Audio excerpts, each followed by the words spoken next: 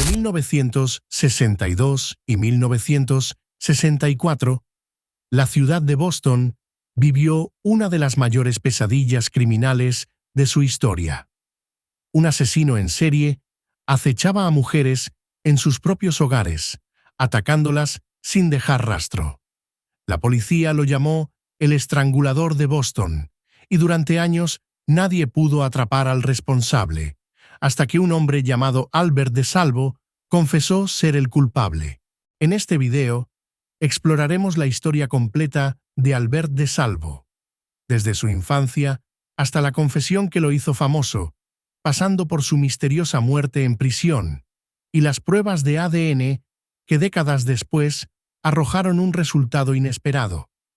Pero para entender cómo alguien llega a convertirse en el supuesto estrangulador de Boston, primero debemos retroceder en el tiempo, a la infancia de Albert DeSalvo, donde comenzaron a gestarse los primeros signos de un comportamiento perturbador. Para entender cómo Albert DeSalvo llegó a convertirse en el supuesto estrangulador de Boston, debemos retroceder a sus primeros años de vida. Como muchos desvividores en serie, su historia comienza con una infancia marcada por la violencia, el abuso y un ambiente familiar caótico. Albert DeSalvo nació el 3 de septiembre de 1931 en Chelsea, Massachusetts, en una familia disfuncional. Su padre, Frank DeSalvo, era un hombre alcohólico y abusivo que maltrataba a su esposa e hijos sin piedad. No solo golpeaba a su esposa delante de sus hijos, sino que incluso llegó a venderlos a desconocidos por dinero en más de una ocasión. Desde pequeño, Albert fue testigo del maltrato extremo que sufría su madre. Su hogar no era un refugio seguro, sino un lugar de constante terror. La violencia y la falta de afecto marcaron profundamente su desarrollo emocional. Los primeros signos de comportamiento perturbador no tardaron en aparecer. Como ocurre en muchos casos de asesinos en serie, Albert comenzó a mostrar crueldad hacia los animales. Golpeaba perros y gatos, y su fascinación por el dolor ajeno crecía con el tiempo. Además de la violencia, también mostró una obsesión por el control. Desde pequeño, aprendió a manipular a quienes lo rodeaban, engañando a profesores y amigos con su carisma superficial. A medida que crecía, Albert DeSalvo comenzó a meterse en problemas con la ley. Desde robos menores hasta allanamientos de morada, su historial criminal se volvió cada vez más preocupante.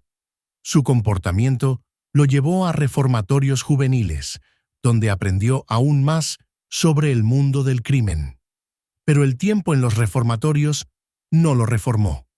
Al contrario, perfeccionó sus habilidades para engañar a las autoridades y manipuló a sus compañeros para salirse con la suya. Para él, la cárcel era solo un obstáculo temporal. A pesar de su historial delictivo, DeSalvo logró unirse al ejército de los Estados Unidos en la década de 1950. Durante su tiempo en el servicio militar, mostró una sorprendente capacidad para seguir órdenes y ganarse la confianza de sus superiores. Nadie sospechaba que detrás de esa fachada disciplinada se ocultaba una mente perturbada. Parecía que su vida tomaba un rumbo distinto, pero su verdadera naturaleza no tardaría en salir a la luz. A partir de 1962, la ciudad de Boston se convirtió en el escenario de una serie de crímenes brutales que aterrorizaron a la población. Mujeres solitarias eran encontradas sin vida en sus propios hogares, estranguladas con objetos de su propia casa. No había señales de robo ni de ingreso forzado. Boston estaba en pánico, y la policía no tenía pistas claras sobre quién era el responsable. Todo comenzó el 14 de junio de 1962, cuando Anna Slesers, una mujer de 55 años, fue encontrada sin vida en su apartamento. Había sido estrangulada con el cinturón de su bata de baño. Pero lo más extraño era que la escena del crimen parecía ordenada y sin signos de lucha. Solo unos días después, otras 2 mujeres fueron encontradas en circunstancias similares. La policía pronto se dio cuenta de que no era un caso aislado. Había un patrón. Las víctimas eran mujeres solitarias, la mayoría mayores de 50 años, que vivían en apartamentos sin compañía. El asesino parecía ingresar sin dejar rastro y siempre utilizaba objetos de la propia casa de la víctima para estrangularla. Así nació la leyenda del estrangulador de Boston. La ola de asesinatos continuó a lo largo de 1962 y 1963, con un total de 13 mujeres atacadas en sus propios hogares. La policía trabajaba sin descanso, pero no había testigos ni evidencia clara. El estrangulador de Boston parecía un fantasma que entraba y salía sin ser visto. Los residentes de la ciudad vivían con miedo, reforzaban sus cerraduras y evitaban estar solas en casa. El caso tomó relevancia nacional. Nadie estaba a salvo, y la falta de sospechosos solo aumentaba el pánico. Aunque las primeras víctimas eran mujeres mayores, a finales de 1963 algo cambió. El asesino comenzó a atacar a mujeres más jóvenes, como Beverly Sammons, de 23 años. Su método también se volvió más violento. En lugar de solo estrangularlas, empezó a utilizar armas blancas y métodos más brutales. El cambio en el perfil de las víctimas confundió aún más a los investigadores. ¿Era posible que hubiera más de un asesino actuando en Boston? ¿O el estrangulador simplemente estaba evolucionando su modus operandi? A pesar de los esfuerzos de las autoridades, el estrangulador de Boston seguía sin ser identificado. El FBI y la policía de Boston trabajaban juntos, analizando cualquier pista posible, pero el asesino parecía inalcanzable. Con el paso del tiempo, la desesperación crecía. ¿Cuántas más morirían antes de que la policía encontrara al responsable? Pero entonces, en 1964, los asesinatos se detuvieron abruptamente. Nadie sabía por qué, hasta que Albert DeSalvo apareció en escena. Después de 2 años de terror en Boston, en 1964, los desvivimientos del estrangulador de Boston se detuvieron abruptamente. La policía no tenía sospechosos sólidos, y parecía que el asesino simplemente había desaparecido. Hasta que un hombre llamado Albert DeSalvo hizo una impactante confesión. Albert DeSalvo no fue arrestado por los asesinatos del estrangulador de Boston.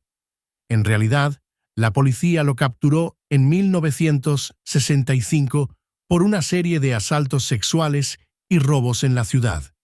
Pero una vez en custodia, sorprendió a todos al afirmar que él era el responsable de los 13 asesinatos del estrangulador. DeSalvo describió cada crimen con gran detalle, desde la forma en que ingresaba a las casas hasta la manera en que estrangulaba a sus víctimas.